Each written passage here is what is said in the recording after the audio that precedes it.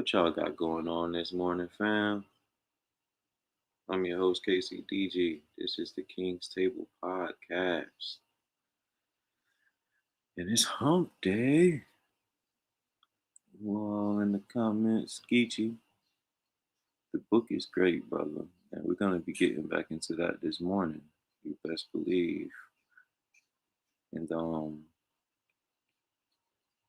I just wanted to touch on a few things before we get into the book.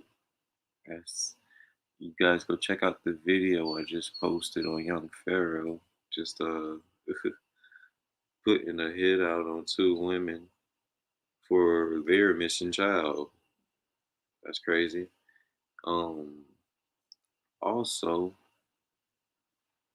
accuser testifies about R. Kelly not only liking the young girls, but the young boys too. Ain't nobody safe in this world. So, like, we got that little slight negativity update of the bullshit of everyday bullshit out the way. What's up, James Hudson? Salute to you, family. Grand Rising. And we're gonna get back into this book because, like I said, I'm gonna stay in this book because I feel it's pretty important. On top of that,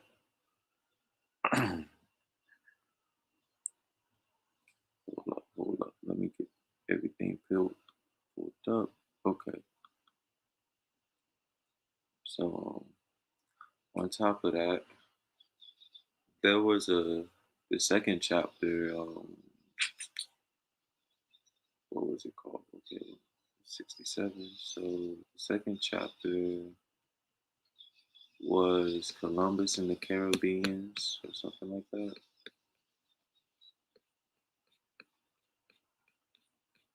Yeah. All right. The Jews and slavery in the colonial South America and the Caribbean. So we're just gonna skip through that. You guys could get the PDF if you want. If you need it, just email me or whatever. One of my links, reach out to me, and I'll send you the link. But I want to skip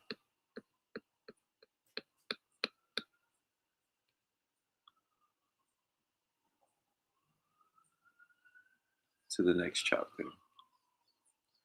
and talk about the Jews and slavery in colonial North America. And this is the King's Table Podcast History Class. I'm not talking to you, Siri. No need to one sec me, Siri.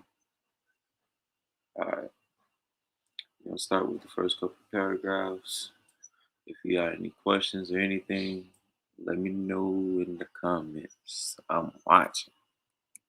Jews and slavery in colonial North America. The Jews arrived in North America primarily as refugees from Brazil and from these lands of the Caribbean and met a population quite different from their own. The American colonies represented a land of farmers and seaport merchants, and as late as the mid-18th century, 9/10 of the inhabitants made their living from the soil. 340, as many as 1/3 to 1/2 of the entire Revolution-era population came from the class of Indian to red servants, a class whose members were primarily the purged criminals of European jails. 341, the Jews, on the other hand, were the mercantile class with an entrepreneurial tradition and a worldwide network of commercial relationships.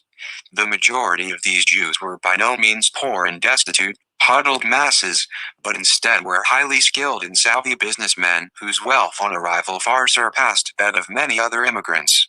As almost all the early Jewish settlers in America belonged to the wealthy classes, writes historian Peter Wiernick, it was natural for them to accept the institution of slavery as they found it, and to derive as much benefit from it as other affluent men.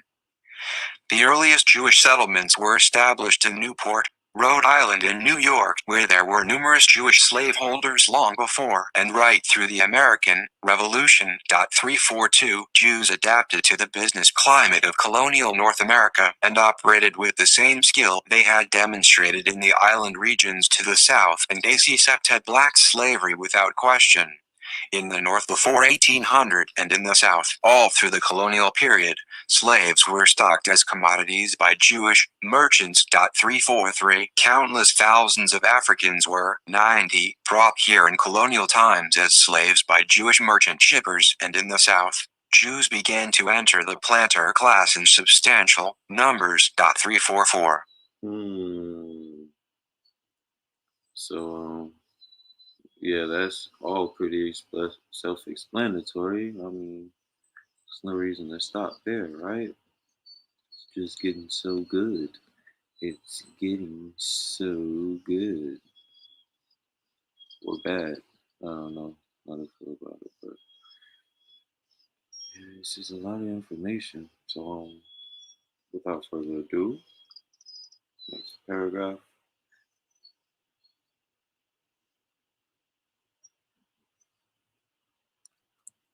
The New York and Newport area Jews had established a highly efficient transatlantic shipping operation. Jews who settled in North Africa with access into the African mainland arranged with African tribal traders for the transport of blacks to the Atlantic coast for sale to the New World merchant shippers. Liquor, feverishly distilled in the American Northeast, was used in Africa in much the same way as it was in the destruction of American Indian civilization.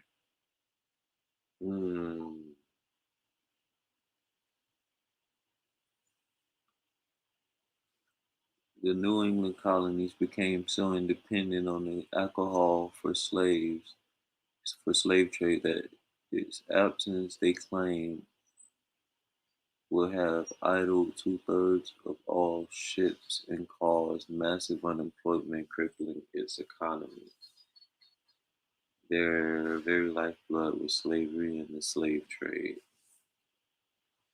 So that's like having a one-trick pony. It's like only having one hustle. That hustle fall, it all falls. So that's why it went on back then. That's why it's going on right now.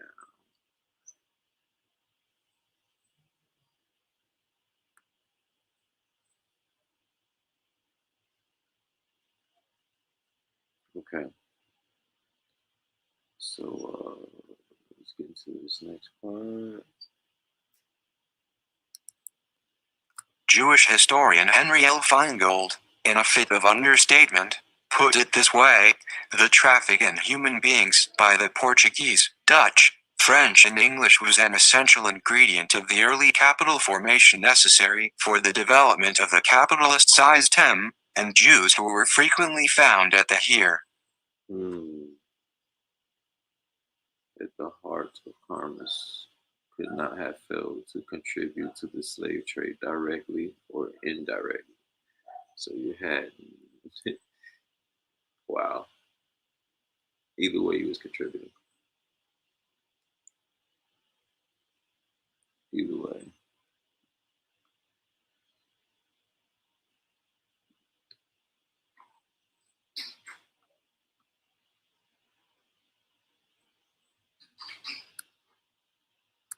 It should be made very plain at this point that even until the Civil War era, Jews as a community never interfered with the practice of slavery or registered any reservation about its dehumanizing effects.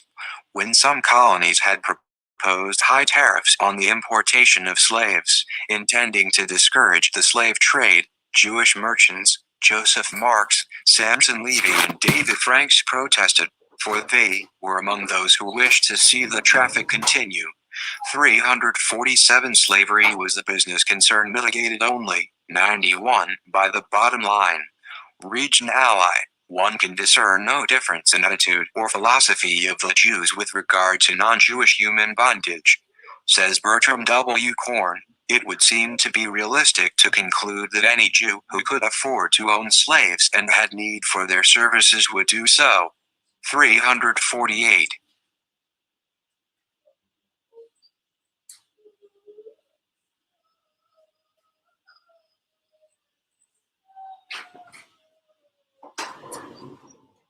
My bad, y'all. Look like it might be a short episode this morning.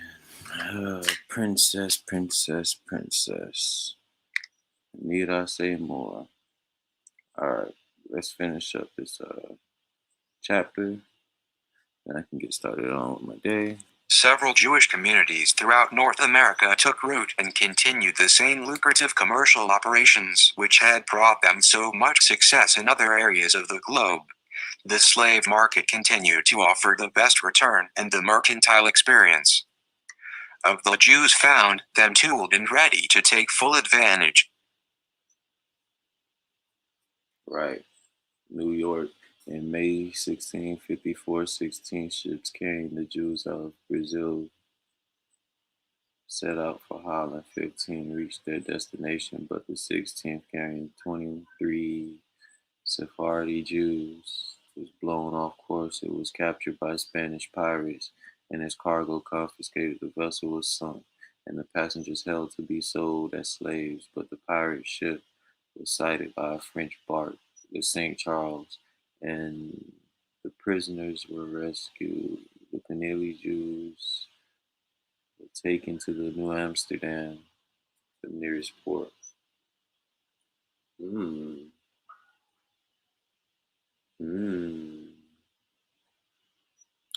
Intriguing. All right. Go ahead and continue, Alex. This, the humble beginnings of the greatest of the world's Jewish communities, as described by Max I.D. Mount. Today, more Jews live in New York City than in any other single place on the globe, including Israel. There they wield immense influence, and there they first entered into North America. When the first Jews arrived in New Amsterdam, later called New York, in 1654, it was to the chagrin of Peter Stuyvesant, the appointed director of the Dutch West India Company's Western Affairs.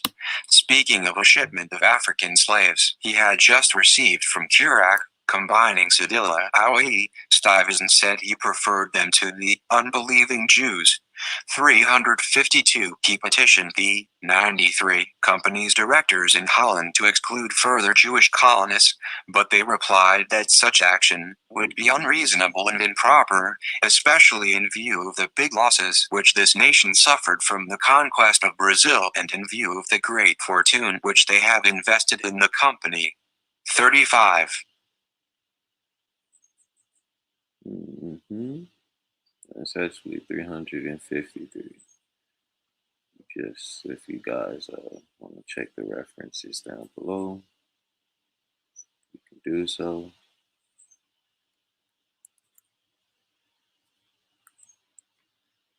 Stuyvesant's unwelcome of those 23 Jewish refugees from Brazil has been perceived as the Jews' first encounter with American anti-Semitism, but as Arthur Hertzberg writes, though Stuyvesant did use such terms as Christ killers or Christ rejectors, as he fought against letting them stay in town, his quarrel with them was primarily economic. Generous land grants and privileges were awarded to those who agreed to farm the Caribbean island frontiers to provide much-needed staple crops for the western settlements.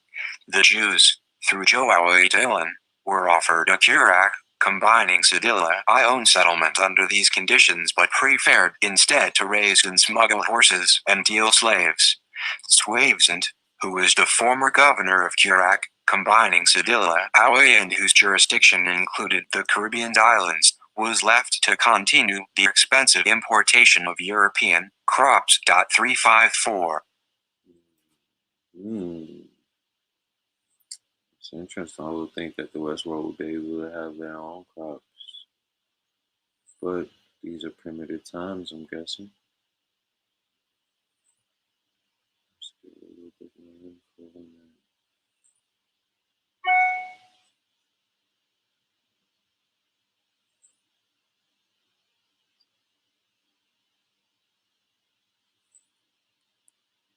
After this initial conflict, reports Leo Hershkowitz in his study of Jewish community development in New York, there was a high, 94 degree of toleration with few examples of overt anti-Semitism.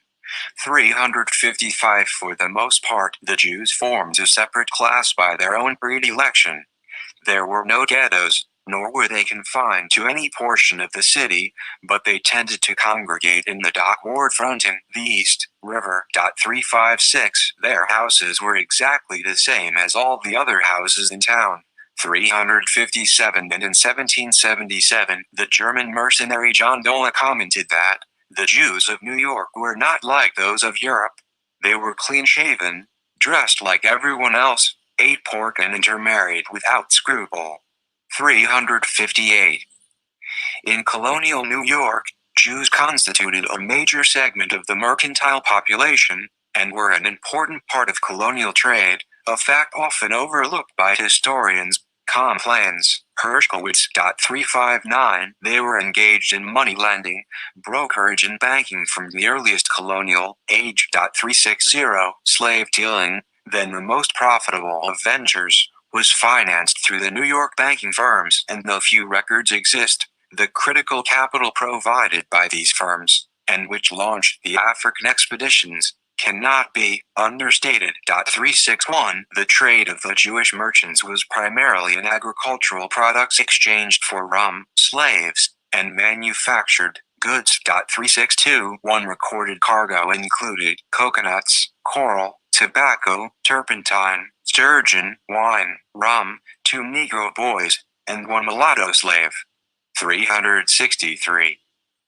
Oh wow. I'm gonna go back. That was crazy. They say New York Jews ate pork.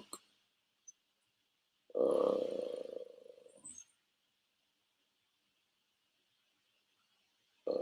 that does not make sense. I did not know any kind. Oh, okay, well, whatever. You know, like my boy say, this is for educational purposes. This is strictly for educational purposes. Best believe. So, let's see what else these boys did. These wild boys.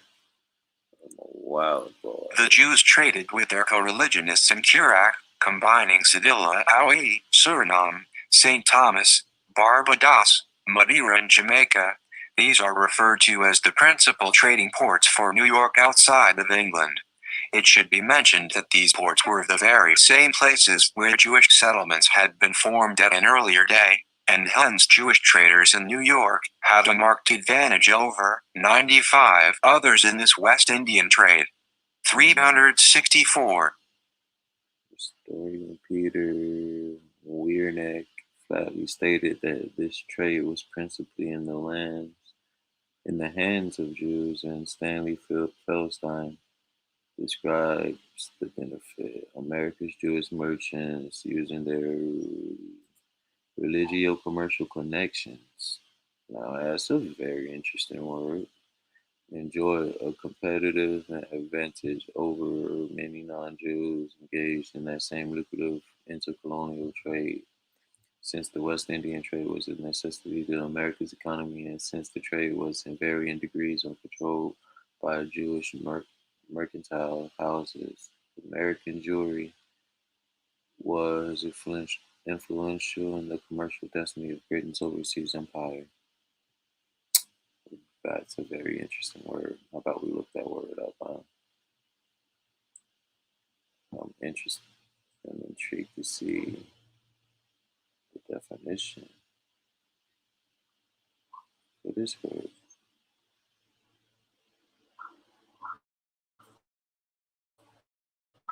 So, copy that.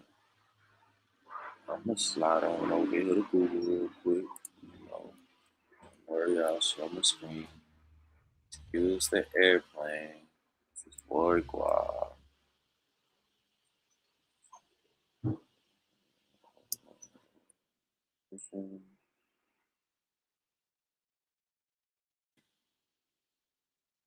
Religion, commercial.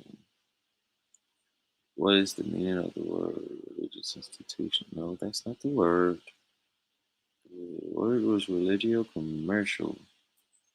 Marketing religion in a commercial age. No, that's not it. Only okay.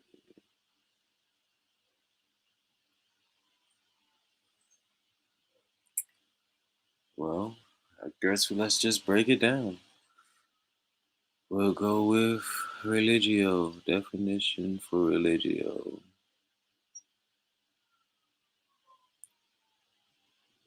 Okay. Language also the bottom episode. No result for religio. Religion is not the same religion with another. So, from what I'm getting, is a commercial trade of only with people of the same religion. I'm sure that's some kind of racist, but we'll dig deeper into that on a later topic.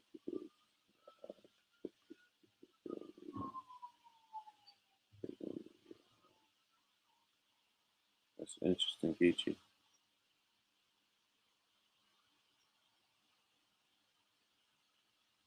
1717. I think that's where we left off. In 1717 and 1721, the Crown and the New York Postilion, owned by Nathan Simpson, and his New York and London associates, sailed into the northern harbor with a total load of 217 Africans. The shipments came directly from the African coast and were two of the largest slave cargoes to be brought into New York in the first half of the 18th century. 367 in August of 1720, Simon the Jew, probably Simon Bonan or Bonave, was slave dealing. 368 New York Jewish merchants were in several instances charged with and found guilty of selling demented and unsound slaves they had warranted as sound. 369. They also held black slaves for their personal comfort and status.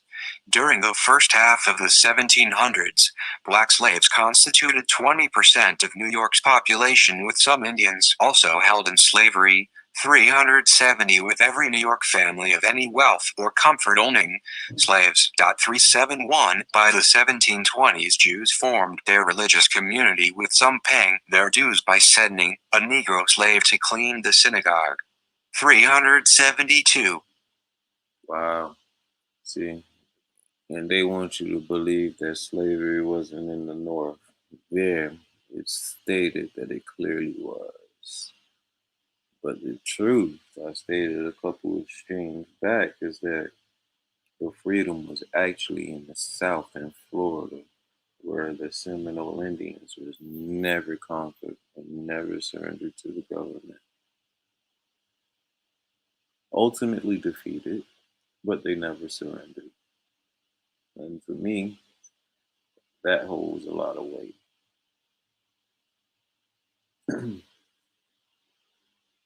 So with that, let's get into the next paragraph.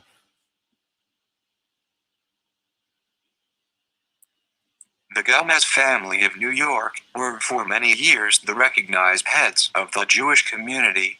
373 and in 1741, slaves belonging to them and to Abraham Myers Cohen were accused of being involved in a threatened riot and insurrection. 374 Sampson Simpson, one of the most prominent members of the New York Chamber of Commerce and one of the drafters of its constitution, was the largest trader among the New York Jews during the years 1757-1773. He was the owner of a number of vessels engaged in the trade with East and West Indies. The Hardy Sampson Snow Union, Polly among them. Jacob Franks occasionally imported household slaves. The wealthiest Jewish families had domestic servants as a rule. Moses Beach's list of affluent New Yorkers includes the following Jewish names with their estimated wealth.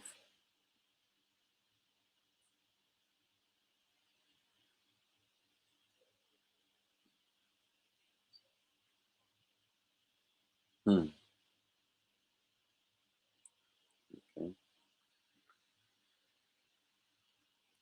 Who are these people, Alex? The following Jews were known dealers, owners, shippers, or supporters of the slave trade and of the enslavement of Isaac Asher, Jacob Barr Simpson, Joseph Bueno, Solomon Myers Cohen, Jacob Fonseca, Abraham Frankfort, Jacob Franks, Daniel Gomez, David Gomez, Isaac Gomez, Louis Gomez, Mordecai Gomez, Rebecca Gomez, Ephraim Hart, Judah Hayes, Harmon Hendricks, Uriah Hendricks. Black African citizens in early New York, History.378. Uriah Hiron, Abraham Isaacs, Joshua Isaacs, Samuel Jacobs, Benjamin S. Judah Carey, Judah Elizabeth, Judah Arthur Levy, Eliezer Levy, Haman Levy, Isaac A. Levy, Jacob Levy, Joseph Israel Levy, Joshua Levy, Moses Levy, Uriah Phillips Levy, Isaac R. Marcus, Moses Michaels, E. Manuel Myers Sykes, Nathan Simon, Nathan Rodrigo Pacheco, David Pardo, Isaac Pinheiro, Rachel Pinto, Morris Jacob Rapp Hall, Abraham Sarzadis, Moses Sykes, Solomon Simpson, Nathan Simpson, Simja, Torres, Benjamin Wolf, Alexander Suntz. Shippers or supporters of the slave trade, the enslavement of black African citizens in the early New York history. There you have it. Names, Jewish heads of households in New York City, census of 1830. And census has been going back. Census has been kicking us in the ass for a while then.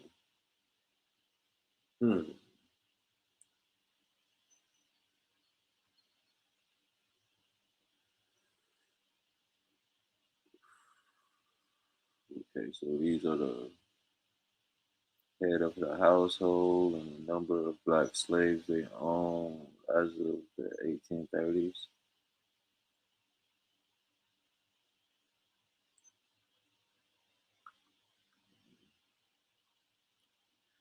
Newport, Rhode Island, the almighty dispenser of all events, now beholds a government which gives to bigotry no sanction, to persecution no assistance, but generously affording to all liberty of conscience and immunities of citizenship, deeming everyone of whatever nation or tongue or language equal parts of the great government machine.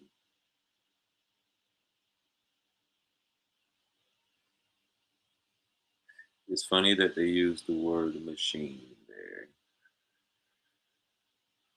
That's exactly how I see it. Mr. Sykes, of course, saw no irony in the fact that Newport, Rhode Island became one of the most active slave trading ports of North America, with the significant assistance of his Jewish community. Indeed, as Jewish historians Edwin Wolfe and Maxwell Whiteman have reported, the Newport Jews traded extensively in Negroes, 381 and for the 30 years during which Newport was a major commercial center. Jewish traders saw their most prosperous and successful times. Okay, now, to all my viewers that are watching, or may watch this video, I understand that it's deep. I understand it's a bit controversial, but I'm all about perspective. And this book has a lot of perspective. And this all the books we go through, all the things we research, won't always have to do with this.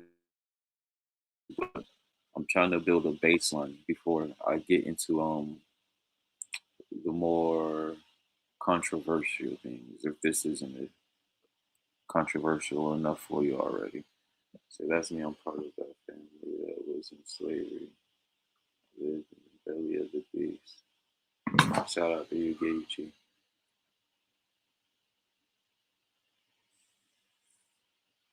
And if nobody ever told you, I love your whole life, brother.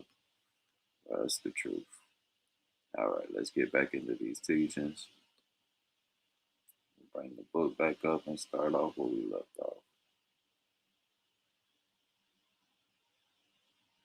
Okay, you don't want me to highlight that, huh? Just go ahead. Just let me be great, you know? Okay. See? I understand. I understand. Just let me be great.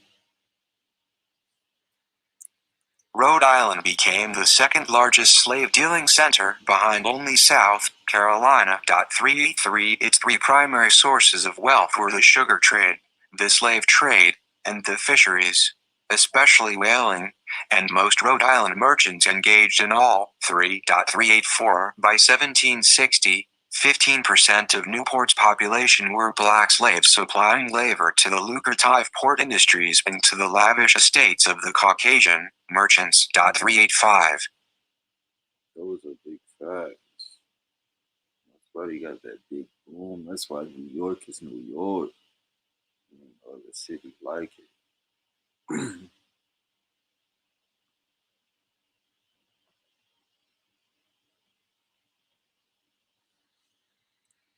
Newport was also the rum-producing center of the colonial world and the primary destination of the bulk of the sugar and molasses coming out of the West Indies.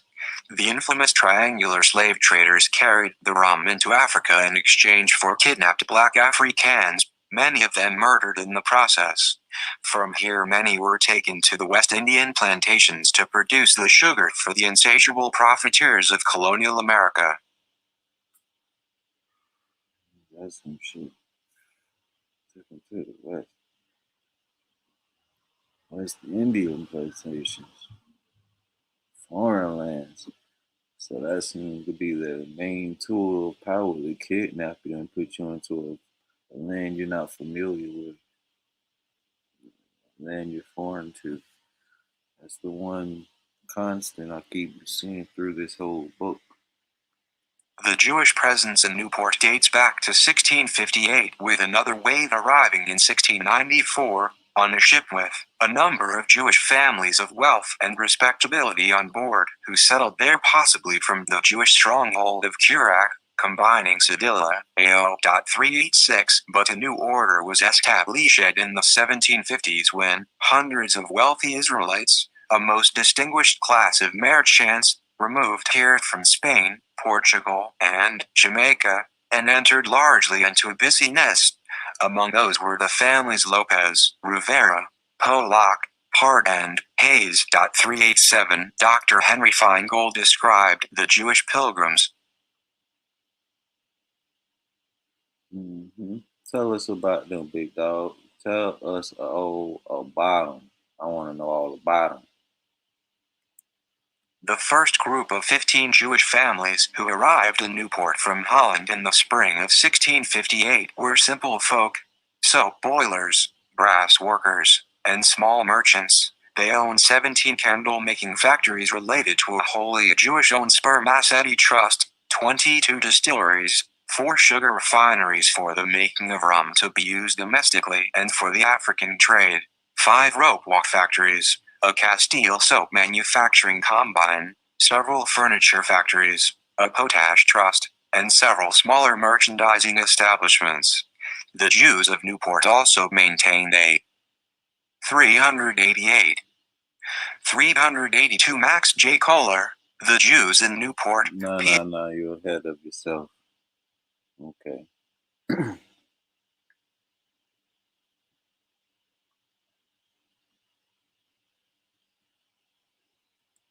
The people whom Henry Feingold describes as simple folk, in fact, were the high-powered commercial engine of the Northeast. The Newport Jewish merchants played a leading and very important part in this commerce, utilizing their well-established ties in the West Indies and all the other colonies, as well as in England.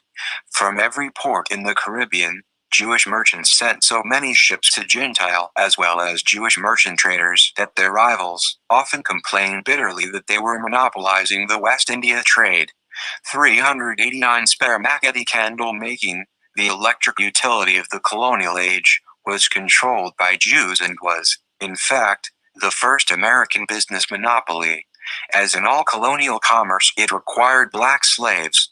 Distilling required black cultivators and later, black processors.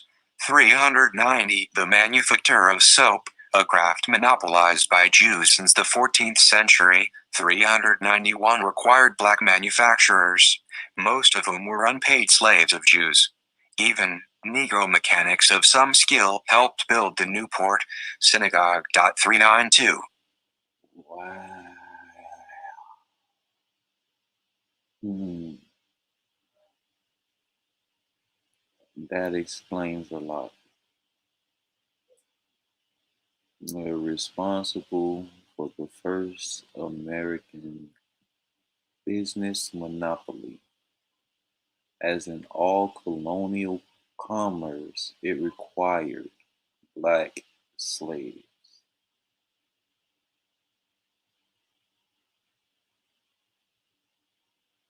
Mm, mm, mm. I'm not even gonna get into Adolf.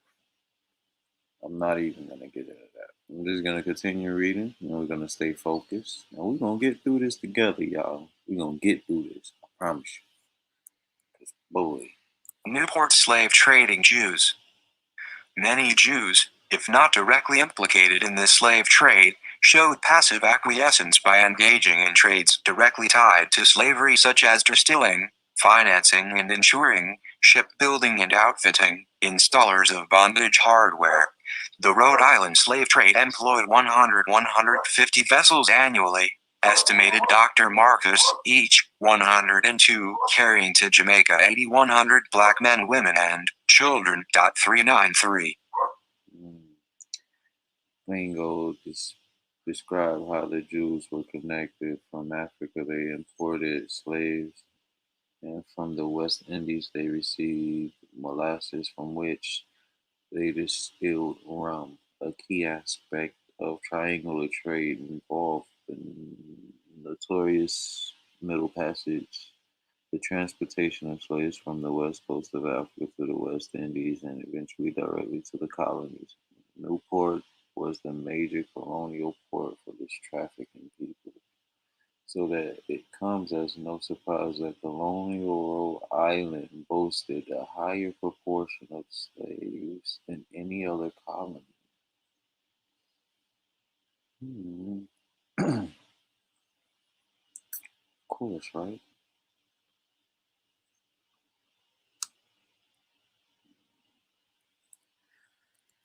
Surprised that colonial Rhode Island boasted a higher proportion of slaves than any other colony.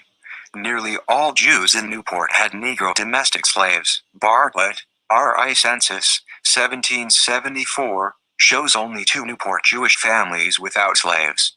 395. Some of those Jews with direct ties to slavery as slave owners and or traders were Saul Brown, aka Pardo, Isaac Eliezer, Naphtali Hart, Jacob Isaacs, Aaron Lopez, Abraham Sarzadis, Sarah Lopez, Abraham Rivera, Moses Sykes, Jacob Rodriguez Rivera, Joseph Isaacs, Simon Bonin, Eamon Bonin, D.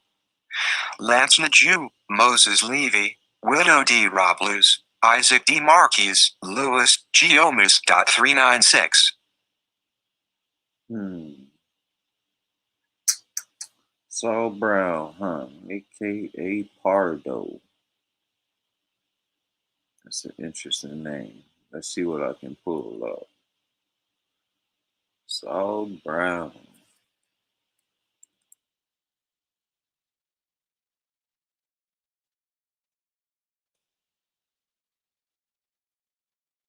Pardo. Okay.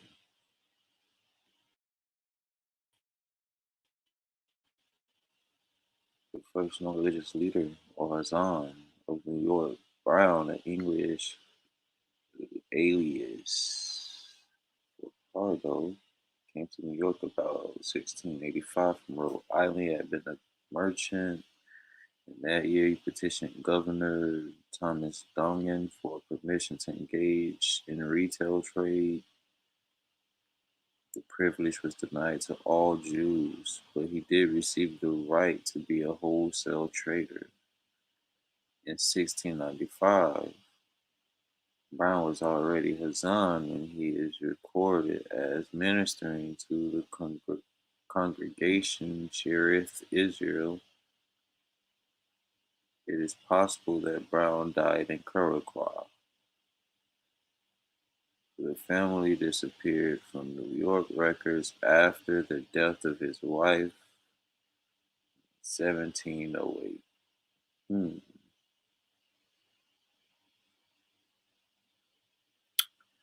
Interesting. Interesting. Okay, so back to the book, shall we? Let's. Okay, take a look at this. What do you think the Pope is? Who do you think the Pope is?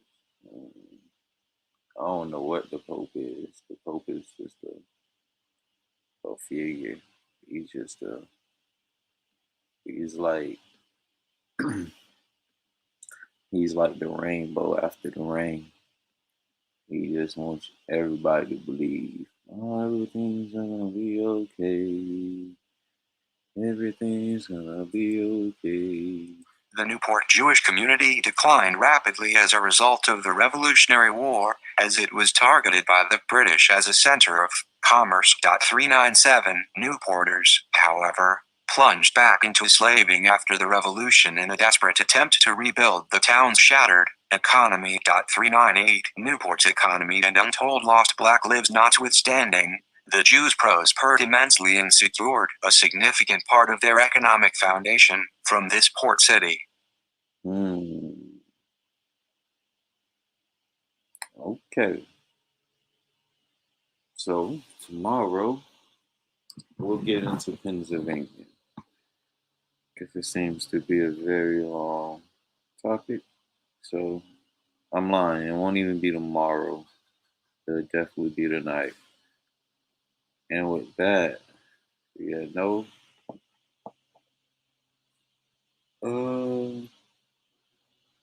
Let me go ahead. I'm gonna play something for you guys real quick.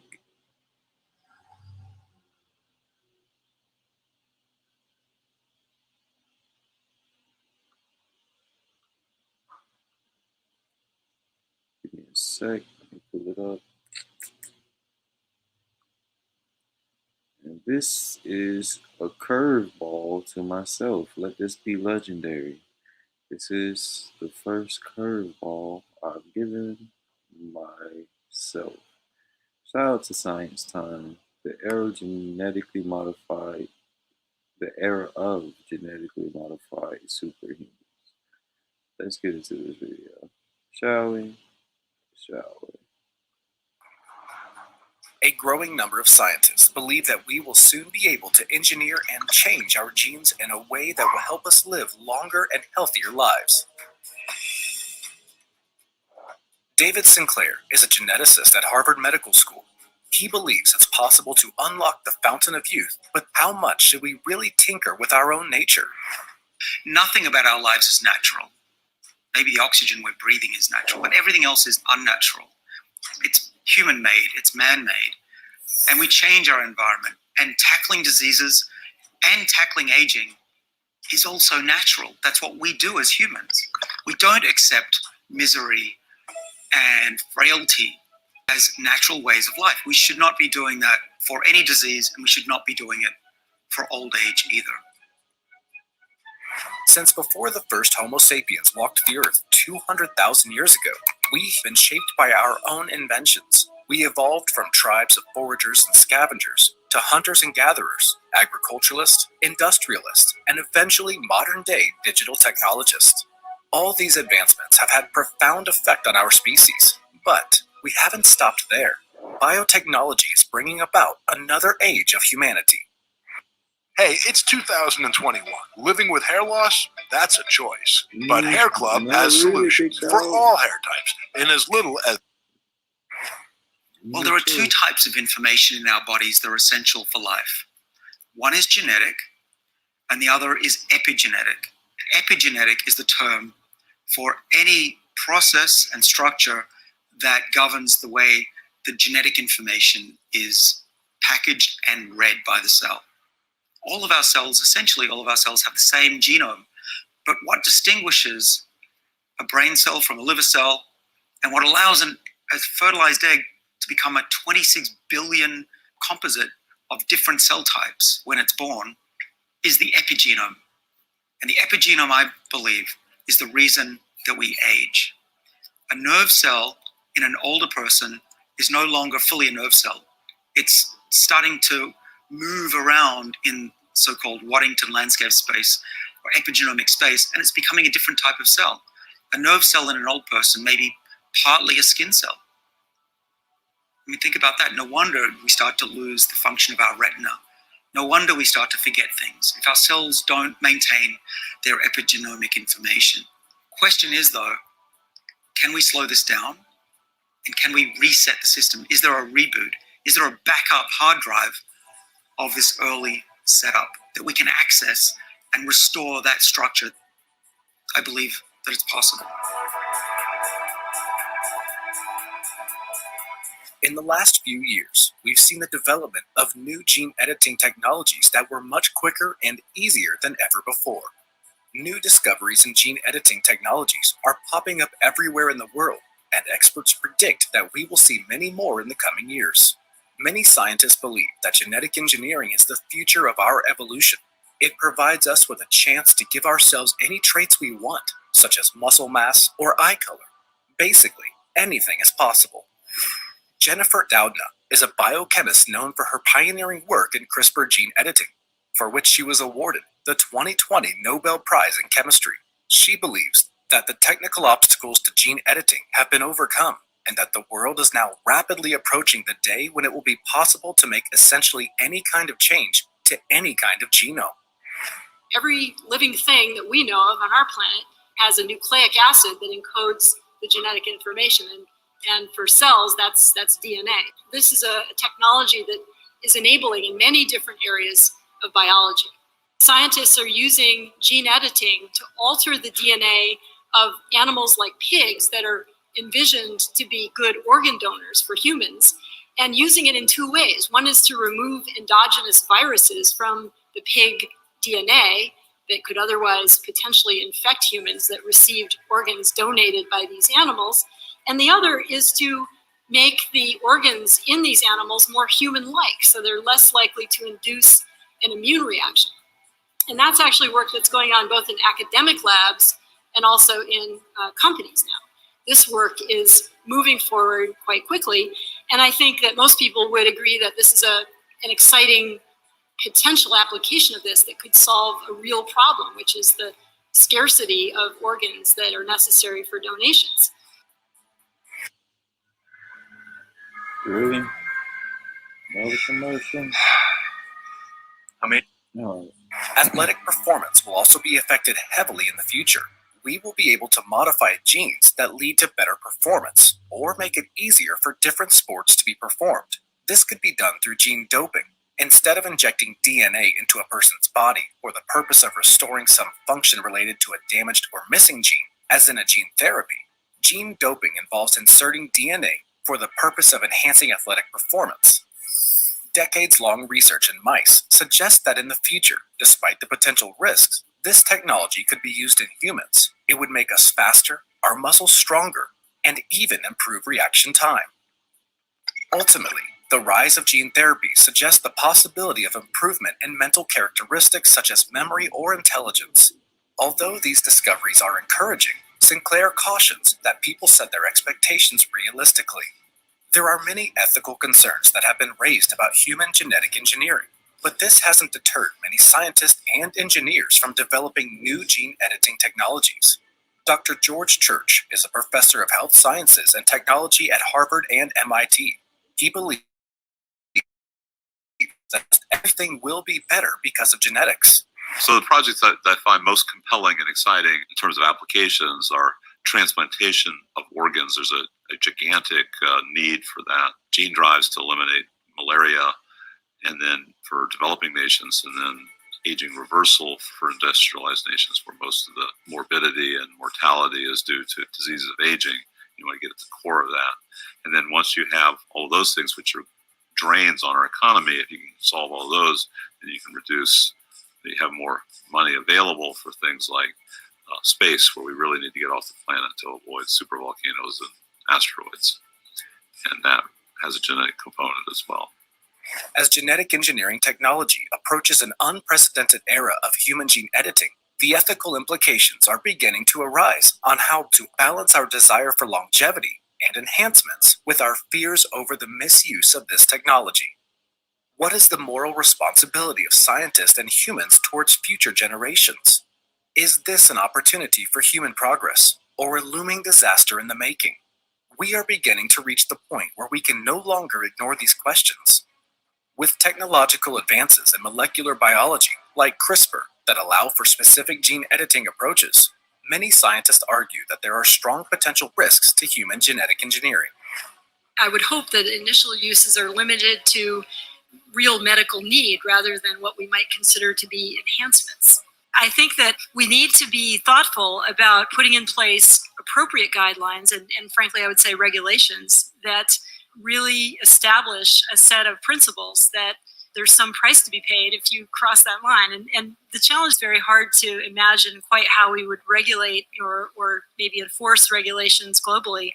But I think we have to be just very thoughtful, thinking about how we can put in place a set of very clear requirements that might turn into regulations ultimately. Gene therapies have advanced in recent years, but are still in a gray area of regulations. As with any new technology, scientists are cautious. Once we start tampering with our genetic code, who's to say what else we could do with it? And if we can genetically modify humans for the better, should we hold back due to moral concerns? The ethical dilemmas that arise as we are forced to contemplate such possibilities threaten the foundation of science and medicine. To date, gene therapy has only been used in a very limited number of patients who face a very limited period of time or likelihood of survival. We need to be careful with human genetic enhancement, as there is a risk of random edits that could have permanent consequences. We still don't know about the interactions with other genes that could cause harmful reactions.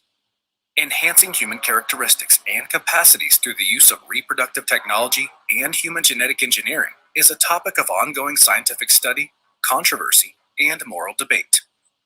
There are many different consequences and ethical implications of human enhancement and genetic modification.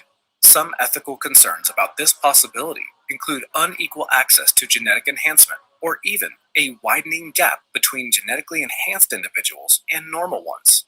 The prospect of gene modification is a double-edged sword with numerous dangers lurking around every corner.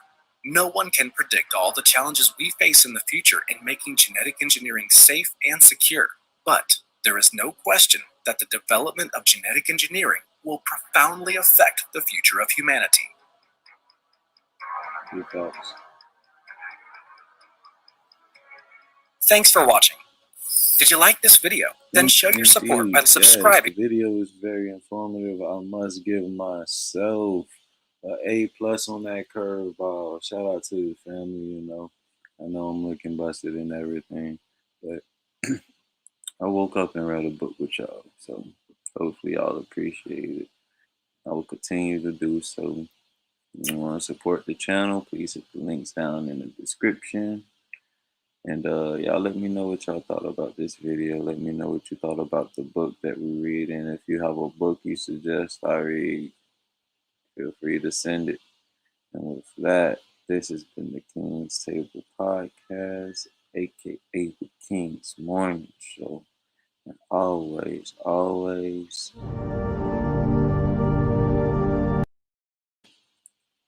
think with greatness.